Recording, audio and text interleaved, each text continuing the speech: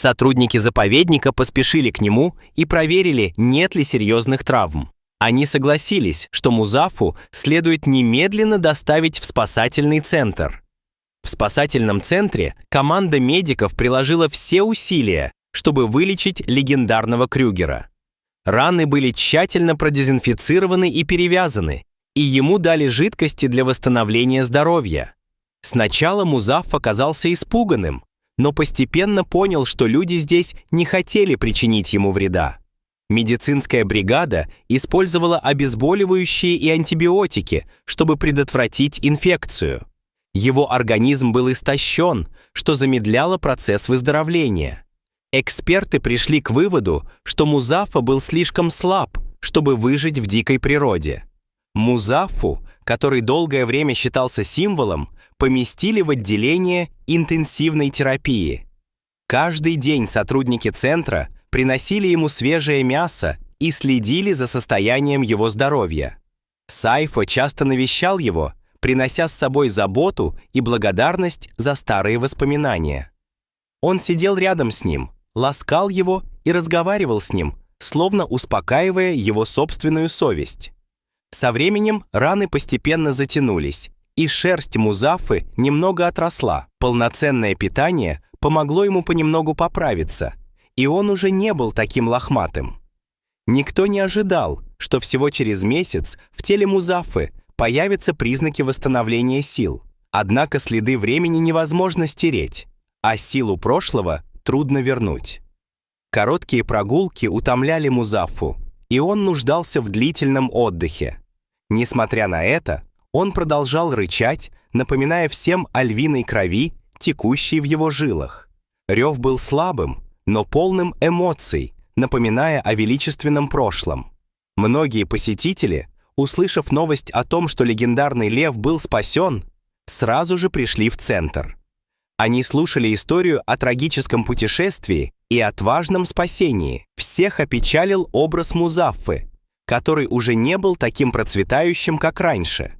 Сайфа иногда сидел рядом с ним, вспоминая те дни, когда Музаффа свободно бродил в рассветных лучах. Он вспомнил сцену, когда храбрый лев преследовал стадо антилоп, а затем громко зарычал, словно покоряя землю и небо. Теперь все осталось в памяти, и теперь он — усталый король, изо всех сил пытающийся дожить последние дни своей жизни. Тем не менее, существование Музаффы по-прежнему имеет большое значение для сохранения дикой природы. Заповедник решил представить Музаффару как свидетельство суровости природы и ответственности человека. Многие люди пришли в гости и сфотографировались, чтобы привлечь внимание к защите редких животных. Музаффар предстал перед публикой со спокойным лицом, хотя больше не был величественным и сияющим. Его золотисто-карие глаза были немного печальными, но в них все еще было что-то сильное, вызывающее сочувствие. Все понимают, что старость и жестокость природы неизбежны, но доброта может смягчить печальный конец. Итак, Музаффар, бывшая легенда национального парка Крюгера, все еще доживает свои последние дни в преданных объятиях людей как бессмертный символ гордости и непостоянства. В национальном парке Крюгера в Южной Африке обитает лев по имени Музаффар, который известен уже давно. Когда он был молод, у него было мускулистое тело и густая грива, из-за чего посетители не могли оторвать от него глаз, когда восхищались им. Музаффа демонстрирует свою власть повсюду, где бы он ни появлялся, от берегов рек, густых лесов до обширных лугов. Множество посетителей со всего мира съезжаются сюда, чтобы восхититься его редким характером. Благодаря своим охотничьим способностям Музаффа известен как правитель лугов. Его проницательные золотисто-карие глаза и мощная поступь внушают страх любому. Олени, антилопы и даже гиены трепещут перед мощным ревом Музаффы. Вид его, появляющегося на рассвете, всегда производит незабываемое впечатление на очевидцев. Рейнджеры называют его королем без трона Крюгером. Музафа редко терпел неудачу на охоте, поэтому никто не осмеливался встретиться с ним лицом к лицу. Со временем возраст постепенно сказался на каждом мускуле Музаффы. Былая грива начала выпадать, теряя свой блеск. Некогда мускулистые мышцы теперь были дряблыми, утратили упругость и мощь. Охотничьи схватки стали затруднительными, так как скорость значительно снизилась. Некогда привычный львиный прайд также распался в поисках нового вожака. Музаффа остался позади, столкнувшись с суровой старостью. Небольшие раны появлялись все чаще, но их было трудно залечить. Туристы постепенно все реже и реже видели его бродящим по лугам. Они слышали только о легенде о бывшем величественном короле джунглей. Музаффа по-прежнему молча боролся с голодом и одиночеством, скрываясь от людских взоров. Жестокое течение времени не пощадило ни одного правителя, включая Музаффара. Много раз ему приходилось голодать, потому что он был уже недостаточно быстр, чтобы поймать свою добычу. Когда у него была такая возможность, Музаффар часто позволял маленькой и проворной добыче ускользнуть. Его гордость была уязвлена. Глаза полны печали, худощавый, с лохматой шерстью, Музаффар устало волочил ноги под палящим солнцем. Но больше всего на свете он боялся постоянных нападений других хищников. Гиены, которые всегда боялись его, теперь поняли, что этот лев больше не страшен.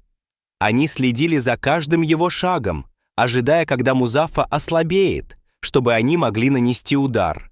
Много раз Музаффа весь день прятался в траве, спасаясь от безжалостной погони. Одиночество и старость заставляли его все глубже погружаться в пучину страданий и опасностей. В Крюгере жил рейнджер по имени Сифом Билл, который всегда питал особую любовь к Музаффе. Он следил за его путешествиями с тех пор, как тот был молодым и страстным львом. В своей толстой тетради Сайфо записывал захватывающие охоты Музаффы и моменты его повседневной жизни. Когда Музаффа впадал в период слабости, Сайфо по-прежнему не сводил с него глаз, молча наблюдая и готовый прийти на помощь. Для него этот лев – душа саванны, достойный того, чтобы его лелеяли всю жизнь. Патрульная машина Сайфо часто передвигалась по обширным лугам в надежде найти Музаффу. Много раз он сталкивался с этим в изнеможении, рискуя столкнуться с суровой природой. Сифа всегда колебался, потому что чрезмерное вмешательство могло нарушить законы дикой природы. Однако в нем по-прежнему было неутолимое сострадание. Другие защитники природы также были проинформированы и скоординированы Сифо, чтобы иметь возможность оказать своевременную помощь. Однажды солнечным днем Музаффар брел по сухим лугам, измученный многодневным голоданием. Каждый шаг давался ему с трудом, дыхание было прерывистым. Внезапно появилась стая свирепых гиен, притаившихся издалека. Они поняли, что старый лев уже не так силен, как раньше. Сначала они рычали и кружили вокруг Музаффы, чтобы еще больше запутать его. Затем стая гиен яростно набросилась на него, загнав в тупик. Музаффа попытался убежать, но его шаги быстро замедлились. Когда он остановился, гиены воспользовались случаем и напали на него. На теле Музаффы появилось несколько глубоких укусов, и кровь окрасила его бледную шерсть в красный цвет. Слабого рева Музаффы было недостаточно, чтобы отпугнуть кровожадных хищников. К счастью, Сайфо и патрульная команда были поблизости и вовремя выяснили ситуацию. Они увидели, что Музаффа окружен, поэтому немедленно подъехали ближе. Сайфо, не колеблясь, выскочил из машины и, схватив палку, бросился на стаю гиен. Он громко закричал, размахивая палкой, чтобы привлечь их внимание. Удивленные появлением людей, гиены прекратили атаку. Сайфо отчаянно гнался за ними, игнорируя опасность, чтобы спасти Музаффе жизнь. Не в силах справиться с людьми, стая гиен быстро отступила. Музаффа лежал на земле, задыхаясь и испытывая боль во всем теле.